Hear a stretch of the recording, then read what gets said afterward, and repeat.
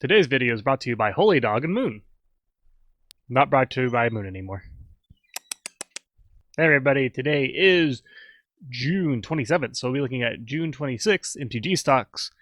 And as we can kind of see here, we have not too many price increases, at least not at what we're used to seeing at this point almost. We see that from here we have 250% increase on one, and all the others are a little bit below 100. Now I'm going to say that these are kind of like, it looks like most of these are kind of like older cards that are being kind of bought out. The giant tortoise, we're not going to really get into that one. It's basically just a 1/1 that can turn into a 1/4 if it blocks or whatever. Don't really care about that. We're going to look at probably one of the more interesting ones, which is called Biorythm. And you can see it's not a huge increase, but at least a little bit more interesting. So, going to get into it. Biorythm. Biorythm went from 144 to 250. This card is a 6 colorless green sorcery, so pretty expensive. And for each player's life total, becomes the number of creatures they control. So if you have 100 creatures, your life total becomes 100. If you have 0 creatures, your life total becomes 0 and you die, unless you have some other weird effect. So, pretty interesting. Gonna point this out there before we get into it. This is banned in Commander. So, like, I'm more into Commander stuff, so it's kind of like, okay, kind of eh. I guess it's legal in Modern, Legacy, Vintage, and Penny. I don't really play Penny, so I guess it has a format on all its own. Something. But I guess, like, I want to look at this under the assumption that eventually Biorythm would be unbanned. I want to make this assumption only because it doesn't really seem like it needs to be banned. I don't care either way. It could be banned or unbanned. I'm okay, whatever, either way. But it just seems like one of those cards where it's like, this could probably be unbanned sometime. I don't really see like a huge deal with it, because it seems like there's a lot of setup and a lot of mana to do said thing, and there may be ways to cheat this out and blah blah blah. But yeah, it just seems like it could be unbanned. So let's kind of push forward with this being unbanned. Also, why this was increasing in price, as far as I can tell, no really good reason, except for maybe it's an older card and there hasn't been a lot of reprints of it. But it wasn't a huge increase anyway, so it's kind of just like a fluctuation. So, under the assumption that this is in Commander, or under the assumption that these other cards will work, and good luck on that, I guess. But the one I want to get into first is called Novablast Worm. So Novablast Worm is a 3 colorless, green, white creature worm, and it's a 7/7. When it attacks, destroy all of the creatures. And you can kind of see where we're going with this. Works pretty well with Biorythm in general. Basically, this allows you to, on turn 7, cast Novablast Worm. Well, hopefully before turn 7. But, cast Novablast Worm. Next turn, attack with it. So you're probably going to be targeted pretty heavily when this card comes out. But if you do get the dream and you're able to attack with this on the next turn, and you have Biorythm in your hand, then you're like, all right, great. I attack. Everybody dies. Unless they do something to you. You attack. Every other creature dies. You cast Biorythm, and then they get rid of your Novablast Worm, and then you die along with everybody else. Or they make a creature somehow, and blah, blah, blah, blah. So, there is a huge downside to Biorythm, because they can easily do said things like that. But the other card that ties these two together a little bit is Silence. And we talked about this a little bit before, but Silence is a 1 white instant. Your opponents can't cast spells this turn. Spells cast before this resolve are unaffected. So, they can still counter Silence if they want. They can do other things before Silence goes off. But the ideal situation is you would have to have 9 mana on your turn after you cast Novablast Worm. So it's even more mana, mind you. But so you cast Novablast Worm. Next turn on your untap, upkeep, draw. Then you would sometime before your combat, you would cast Silence. And once you cast Silence, that means as long as nothing interacts with you, you can then play Biorhythm and more than likely not have anything affect you. And the only other thing that I can think of that would affect you would be abilities that are on board, like if someone has an activated ability, they can still do that, but my recommendation is don't do that if it's going to hurt you. So yeah, I mean, it's pretty interesting. Like, the Biorhythm seems hard to get off, but I think there are ways to like cheat out a combo, whatever. But it does seem kind of, I guess, like insta win cards are usually frowned upon in general. But yeah, that's kind of like the dumb sort of thing, and you put it all together in a Selesnya deck and make it work somehow. And I wouldn't recommend building around Biorhythm. And you also have to, as I said, keep in mind that this is a banned card in Commander. But if you want to try it in another format, let me know. That'd be fun. So that's going to be our price increase card for the night. Let's go ahead and go into our commanders of the night. And I kind of skipped these ones, sort of.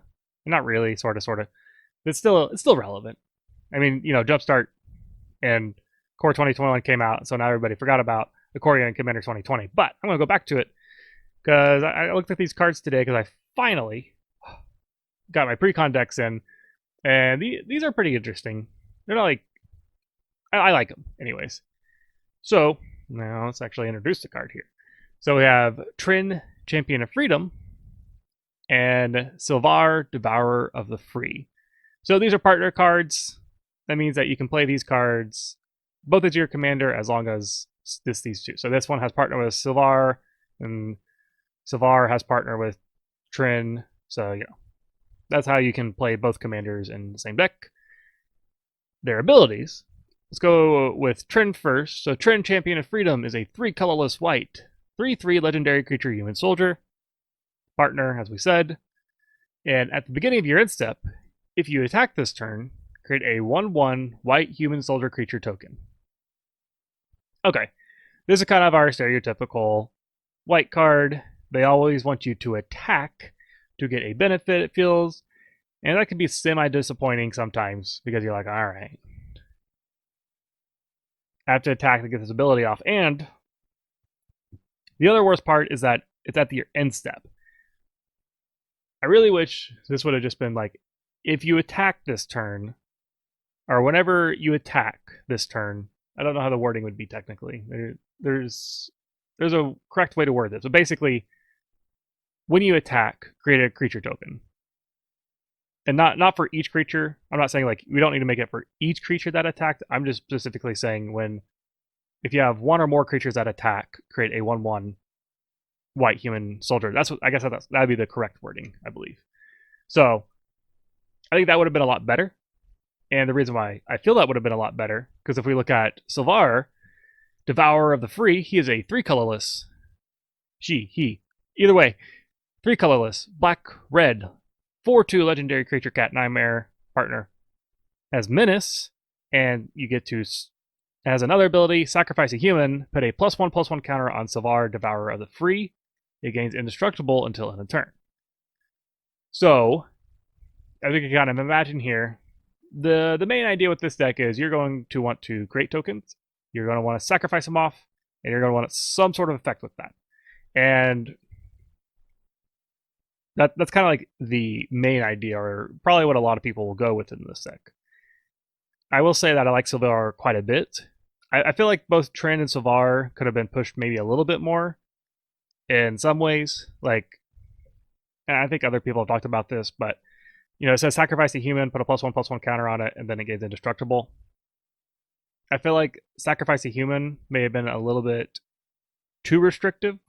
I think it's still okay. I'm not completely like, oh, this card's terrible because of that. But maybe it should have just been like, sacrifice a creature. I don't know. Gains indestructible, put a +1/+1 counter on it if it's a human or whatever. Something like that. Could have done that. And then with Trynn, it would have been really, really good if it was when a creature attacks, whenever one or more creatures that you control attack, I guess that's maybe the correct create a human token, because then you could have Silvar attack, the token would have generated, and then Silvar can, before everything happens, sacrifice that human and make it indestructible. I don't know if that would have been too powerful, but you have to consider that you would have to have Trynn out, and you have to have Silvar out, and they would have died during that time, and you would have had to wait a whole turn, and blah blah blah. I don't think it would have been that bad really, but I guess aside from the criticisms, I still think it's a pretty cool idea in general. I still like the idea of kind of the theme, because usually when you have these partner commanders, they are usually like, oh yeah, we're best friends, you know, like, oh yeah, we have like the dog and the human, and then play fetch with each other, ha ha ha, fun times. I really like those cards. I'm not dissing those cards, but like these are like Trynn's like, yeah, I'm the champion of freedom. Let's get some of these people out of here. Yeah, and then you have Silvar over here. He's like, I'm gonna eat those people. They're all mine. Yum yum yum. So I like the idea. Like it was kind of like when I first saw it, I'm like, that's really weird. But then I'm like, oh, that's pretty cool actually. But the kind of the cool idea that you could do with this, and I'm just gonna say like kind of the obvious thing is make this a, I guess aristocrats is the correct term. Make an aristocrats deck, and like a really good card for that is Bastion of Remembrance, and this came out in Ikoria. So this is a 2 colorless black enchantment. Whenever it enters the battlefield, create a 1/1 white human soldier creature token. So there's a human. And then whenever a creature you control dies, each opponent loses 1 life and you gain 1 life. So I mean, this is really, really good for this deck in general, because you get to create a creature token and you get sacrifice benefits. I mean, that's pretty much what you want in these kind of decks. But I think a really cool other thing that you could do is go maybe a little bit more aggro. I'm not saying like not go full equipment. That usually doesn't work too well. But I think having like a little bit more aggro would be pretty cool. So, you know, kind of keep the aristocrats theme, but really have a, I guess, a plan B sort of, in the sense of like combat benefits. So, you know, if you're creating a bunch of tokens, you should be able to use those as tokens effectively in the sense of combat as well. And I think this, especially in Mardu, I feel, can do this pretty well. So, the other card I want to talk about, which is this is what I'm going to officially call the synergy card. This one is called Humura, Human Ascendant. This is a 4 colorless red legendary creature human monk. So it has, you can't block, and when it dies, return it to the battlefield flipped. I don't know if you've ever seen these cards before, but these were Kamigawa cards. I really like Kamigawa, I've said that before. But basically, in these cards, you would actually like literally flip it upside down, and that would have the other effect. So it has your, so Homura Human Ascendant is the base card, quote unquote. So when he dies and gets flipped upside down, he then becomes a legendary enchantment. Creatures you control get +2/+2 and have flying, and you can pump it for 1 red. This creature gets +1/+0 until end of the turn. Now this card is super cool for this deck, and this may be well known, it probably is, but I really like this card. It basically, 6 mana is a lot, I will say that. What's really cool, you pay 6 mana, and on, you know, hopefully you have Silvar out, but you pay your 6 mana, you put out your Human Monk. You can either wait a turn if you want to, doesn't matter. You could do it immediately if you need to. But I mean, even immediately it would be pretty good, because, you know, the idea is you put him out, Silvar sacrifices him. Silvar will then be indestructible and get a +1/+1 counter on him. Then Homura ability, or his flip ability, triggers because he died. You bring it back as the enchantment, and now Silvar basically got +3/+3 and flying, and you can bump him for more. So like this could be potentially be like a huge swing for you. Like if you sacrifice 1 or 2 other creatures with Silvar, maybe he's at 8-9 damage. You know, better would be 11, I guess, technically. But you can't have it all, I guess. But that's kind of the idea is, you know, this is a huge swing for your commander, especially having flying. And, you know, like, I guess I should have mentioned on Trynn, the menace is actually really nice, especially for a card that gets buffed up by sacrificing off stuff. So, you know, having that menace is pretty good, because a lot of people don't want to block with 2 creatures usually. but having that flying makes it even harder for other people to block him, if they can even. So like I really like that whole aspect. But then the other thing you have to think about is, well, if you have a whole bunch of creature tokens, you can then have a bunch of basically 3/3 flyers. And I mean that's pretty huge in general. So I think like if Homura, I didn't look it up, if Homura is not in a lot of the Silvar decks, I feel like it should be. Probably. It probably is. I don't know. But yeah, it's cool. I really like this card, and I'm glad Kamigawa has these really cool cards. I like the flip cards quite a bit. So cool stuff. And we're going to go ahead and end off our night, as always, with probably a random card. I'm cutting back on the cards. Cutting back on the cards a little bit. So let's go with random card. Maybe only one. Let's see. Raging Regisaur. This is a 2-colorless red-green creature dinosaur. It's a 4/4, and when it attacks, it deals 1 damage to any target. Okay. Won't fit our Mardu deck because it is not in Mardu colors. Let's see. What could we do with this? I think it's not great. I will say that. You know, this is probably better for drafts. Having a 4/4 or a 4-mana 4/4 that allows you to ping things. Okay, yeah, it says 1 damage to any target. Okay, so you can hit planeswalkers or whatever too. Honestly, this isn't bad for draft. I mean, I probably want to put this in a commander deck. At least I don't think there's a huge reason to. There's maybe a couple of reasons why, but yeah, this that ability actually is pretty good, just because taking out 1 health creatures, not bad. If you were to put this in a deck, I would say that this could potentially be okay for if you want a Gruul deck that is very aggro, which I mean, generally you do, I guess. I could see something like Torbran. I think I've mentioned him before, but having Torbran on like a pinging Gruul deck, I guess, would be the best way to do it. Would be really nice, I guess. Because with Raging Regisaur, you attack with your 4/4. And with Torbjorn, I'm saying Torbjorn. I don't know why. It's Torbran. Yeah.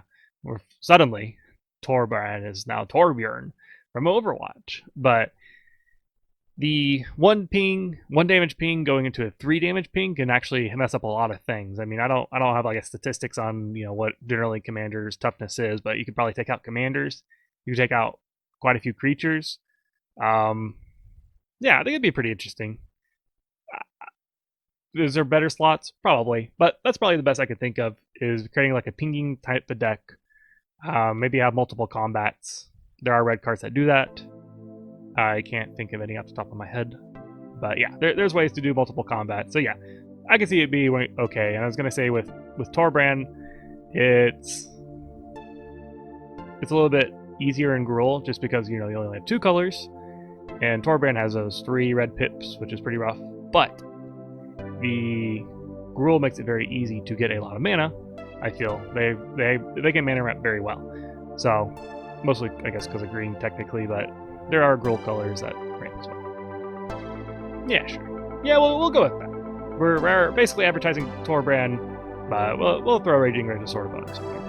So, anyways, hope you all enjoyed. I'll see you next time. Have a good one.